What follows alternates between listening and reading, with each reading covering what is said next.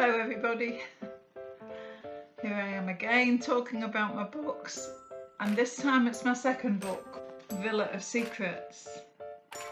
And this came about because the first book, which was Island of Secrets, was a great success. And what most people don't know is that when you get a book contract, it's usually a 2-book contract, so I had to find a story to write for my second novel. You've only really got 6 months to write it, because the next 6 months you're editing. So I'd moved to Rhodes and I was busy building a house, and I thought, how on earth am I going to write a book in 6 months? I was living in a cabin on the beach. It was really a bit chaotic. I started researching, at least I had an internet connection so I could research online, and I started looking for a story about women who got stronger because they overcame difficulty. That was my theme. When the bulldozers started digging the land, levelling it off to start laying the foundation of the house, they dug up a lot of bullets. Well, not just bullets. I mean, these are whacking great big things. Look at these. You know, I mean, there's still gunpowder in them, so it might be goodbye from me in a minute. But lots of them, look. I've got a whole dish full of them here. And I didn't realise that Greece had been through such a lot in the last World War. So I started researching why there should be so many bullets in my garden. I found a female freedom fighter. I found the story behind the Jewish population of Rhodes, the tragic story, and how women fought for their husbands was also sad. But of course there's humour in there as well. You get a bunch of women together and there's always some humour, isn't there?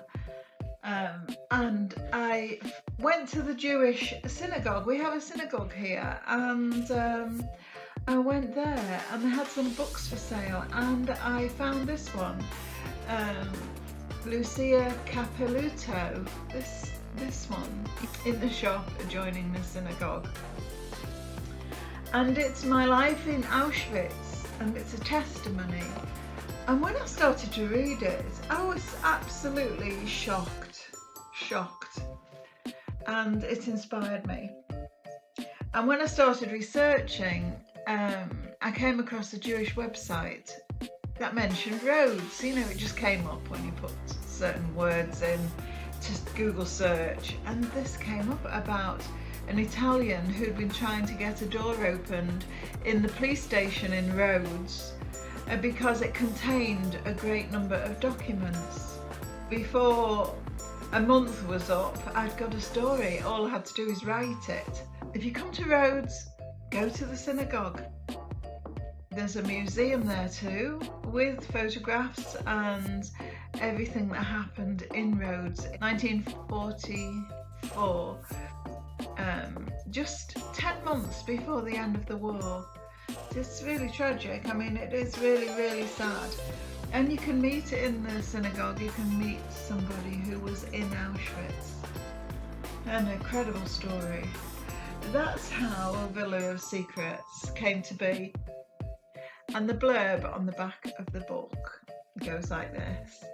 1944, the darkest days of war on the island of Rhodes. Now it's time to unlock the truth.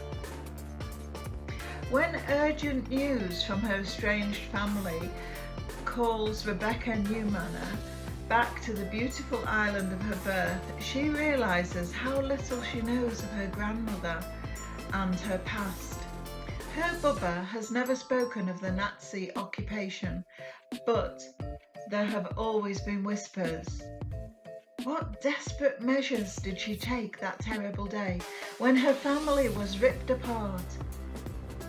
Can the rumour that she has blood on her hands really be true?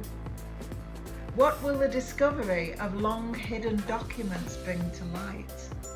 And this is true. Found it fascinating. As Rebecca arrives on the island, reuniting with her sister and bringing the promise of new life, it's time for this broken family to come together and face their history. But Bubba has always intended to take her secrets to the grave. So I hope you read it. If you're interested in Greece and you're interested in history, then this is a book for you, because it is based on real events that happened here in Rhodes. And when you've read it, please get back in touch and tell me what you think. I'm always interested to know. Okay, so that's goodbye for me. Bye.